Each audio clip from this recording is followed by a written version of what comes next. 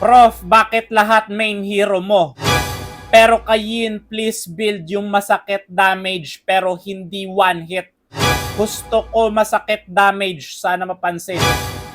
So, ito yung masakit na damage kay Yin. Hindi nga to pang one hit pero sobrang sakit nito. Main hero ko si Yin at malakas ako mag-Yin, kaya makinig kang mabuti sa sasabihin ng profesor, okay?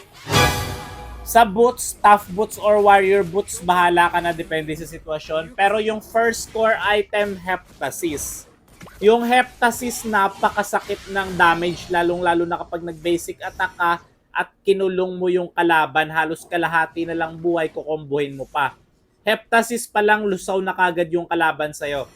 Tapos, bibili ka ng Hunter Strike para movement speed, extra penetration, at burst damage na rin. At syempre, Malefic Roar. Magkasama talaga yung tatlong yan. Triple pen ka agad yung priority build mo pag gamit mo si Yin. Tapos, bibili ka ngayon ng Sea Halberd, okay?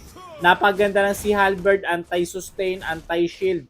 Kasi yung mga kalaban sa XP lane, kadalasan mga sustain.